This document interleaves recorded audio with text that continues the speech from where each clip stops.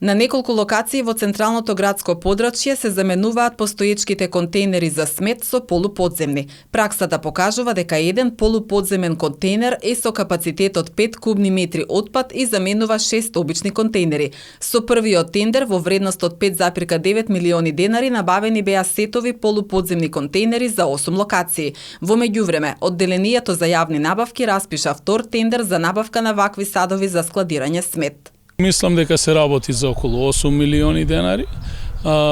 Имаме намера во иднина на сите локации, првенствено во централно градско подрачје, а потоа и во населбите, да поставиме такви модерни контейнери кои што имаат многу поголем капацитет, дополнително не дозволуваат да сметот кој што се исфрла во постоечките контейнери кога имате ветер се разнесува во околината на контейнерите, имаат голем капацитет, помалку пати има потреба истите да се чистат во текот на денот и ќе се обидеме чистењето на истите контейнери да биде во доцните ноќни часови.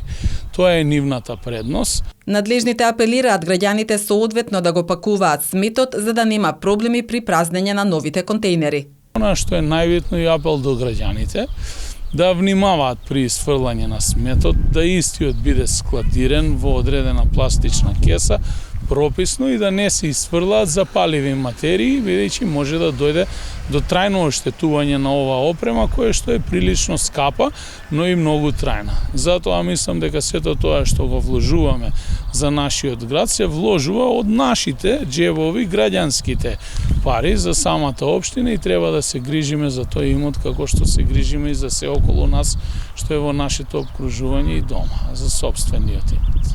За следната недела надлежните од јавното претпријатие Чистота и зеленило најавуваат акција за собирање на кабаст отпад.